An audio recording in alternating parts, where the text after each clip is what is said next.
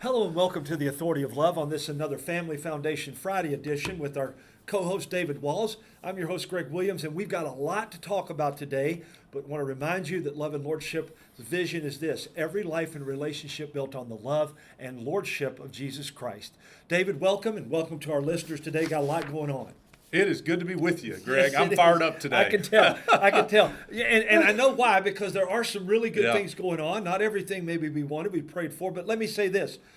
Why is that happening? Because of groups like the Family Foundation and David and our good friends Kentucky Right to Life and Adia Wishner and you guys praying and keeping the pressure on. So we need you to keep doing that, calling, emailing. Today is the last day, and Monday starts the veto period, right? Yeah.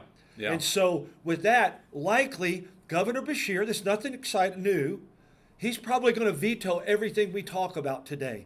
So let's pray to get it through. There's enough to override that probably, right? But David, start with us. What is going on? Give us some things that are going on we need to really be praying and calling today, emailing. Yeah, and as sometimes we mentioned, Greg, we're actually recording even a little bit earlier. Yes. So we're recording actually on Thursday as this is airing on Friday. Yeah. Friday is again the last day before the governor's veto period. Today as they're listening, yes, right? as they're listening. And so why is that so important, as you just said, Greg? Because anything that passes before the end of Friday, today, has the opportunity, if the governor vetoes it, they will reconvene for 2 final days. I believe it's March 27th and 28th, veto override days, and there's an opportunity to override the governor's veto. Right. And in Kentucky, it only requires a simple majority to override the governor's veto. And we have way more than that. Yes, actually, it should be so, strong. but let's say one of these important bills was not to pass now, and they were to try to pass it on one of the 2 last days. Yes, if the governor, if they passed it on the 27th or 28th of March, if the governor was to veto that bill, there's no more legislative days, and so it's dead. So that's why this is the urgency, and as Greg said, we're so thankful. There has been a lot of good momentum this session, a lot of good bills that are in play, and we just want to update on probably the 5 top bills and issues that have the opportunity to get done before the veto period at the end of today. Yeah. So, And this, we're going to close with something that is really exciting. A lot of work's been done on this. David's going to tell you more about this after these 5. So please pay attention, call your friends, have them get on here because there's a lot of good things going on. David, tell us what that is. Okay, so we're going to run through a couple bills. One, the bill, House Bill 4, to ban and defund discriminatory DEI in our public universities. Update, that bill passed the Senate late Wednesday night, and it has a small, essentially, title amendment change. So the only thing that's left to be done is the House just has to concur on that bill. Representative Jennifer Decker has done, just unbelievable work on that issue the last 2 legislative sessions.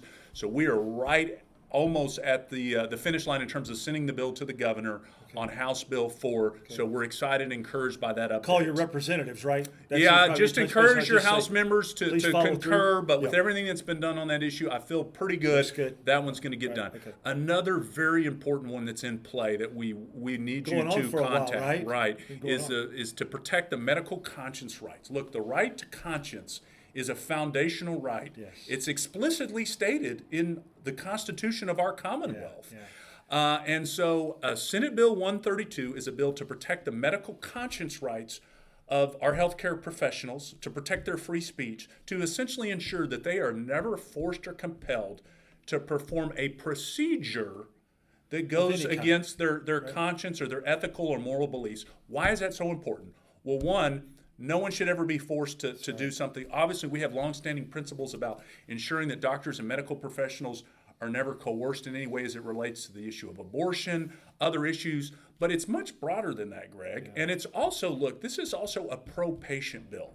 Because I don't know about you, but when I go, if I have, or someone I love is getting medical treatment, I want that doctor to be able to act in confidence that the decisions that they are making they're doing what they think is ethical and right, not what potentially some healthcare executive overlord, for lack of better terms, is demanding of them for whatever reason. So this is a pro medical conscience bill. It's also something that will benefit patients, and then also It will also help recruit medical care workers into our state. We know Knowing there that are they're shortages. protected. We heard testimony from a doctor, from those that were from Kentucky, have gotten their medical,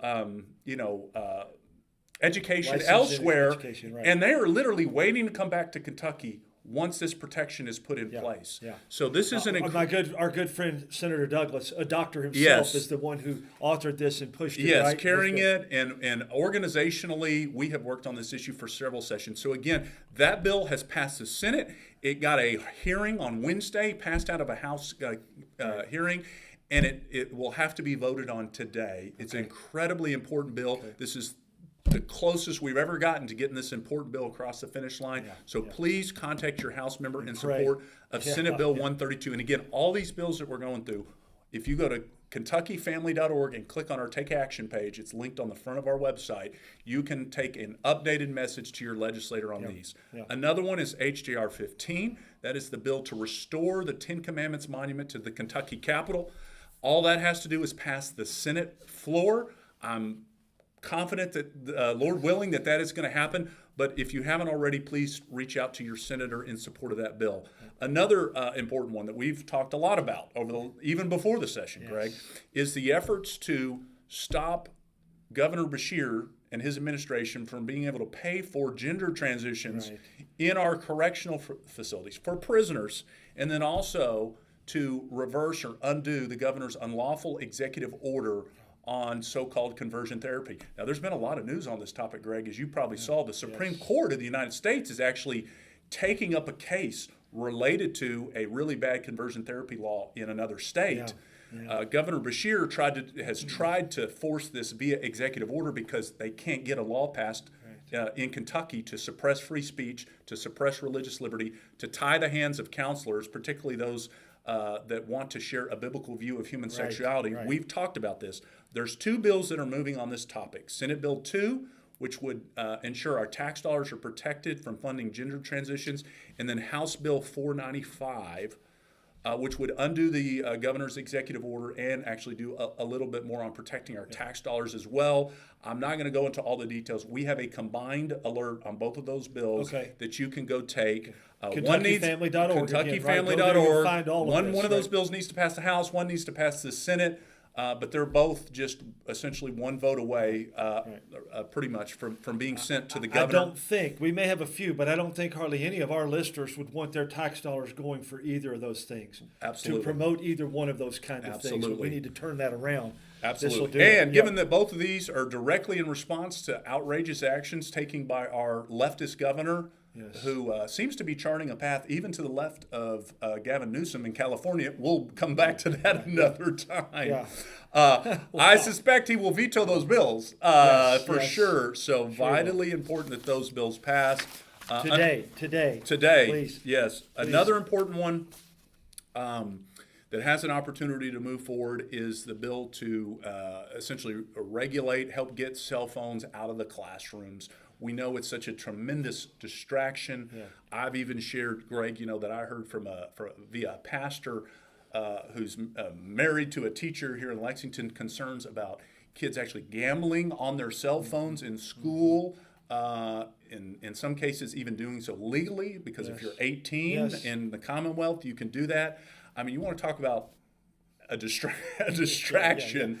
And we know there's another thing out there that's even worse than gambling, absolutely. Right? With the pornography that kids can get to just about any way. But even if the phones aren't accessing these things that are hugely problem, just simply having your phone as a distraction to you in the classroom is something. There's been a number of states and school districts all across the country. We're starting to see it.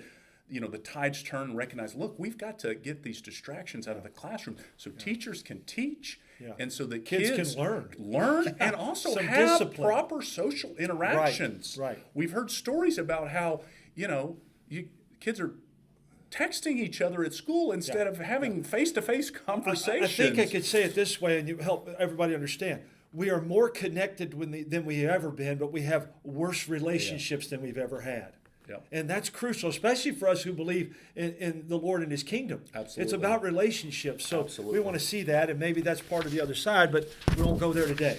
And then now That's here- House here- Bill. Sorry, House Right, Bill 208. If I didn't say it, Right. by Representative Josh Bray. Yeah, and now this is what I alluded to. I'm not going to say a whole lot because I've heard a little bit about this from you and from Adia. She's been kind of an architect of a lot of this, and for good reason. But you've stepped in. We would love to hear a little bit more about this huge development that I think is going to be really good. Yeah, and we're talking about it now because it's become public and, Right. and some language has passed and the media has been communicating about it. But incredibly thankful for the work that our friends at Kentucky Right to Life, the Pro-Life Caucus Chair, Nancy Tate, Yes.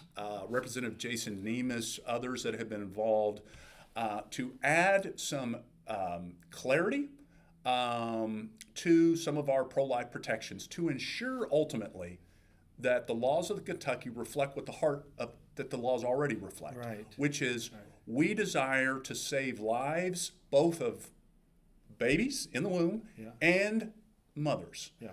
And there has been a concerted effort in the media, in the pro-abortion industry, to cause and sow seeds of confusion Yes. as it relates to some things that are abortion and things that are not abortion. Yeah, imagine that. Whether we're talking about, in these heartbreaking situations, right, miscarriage, whether medical complications, Ectopic pregnancy, medical yes, right. complications that are incompatible with life, and that if left untreated, run the risk of potentially even taking the life of the mother.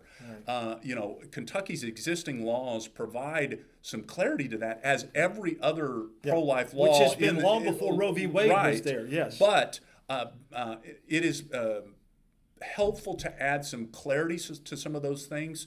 So there has been an effort in some important legislation to ensure that there is additional clarity as it relates to what is and what is not an abortion under our law. Also some language to ensure that Kentucky promotes very pro-life prenatal palliative care, which has been an important issue and something that our friend Adia Warshner at Yes. Right to Life has been working on and championing for many years now.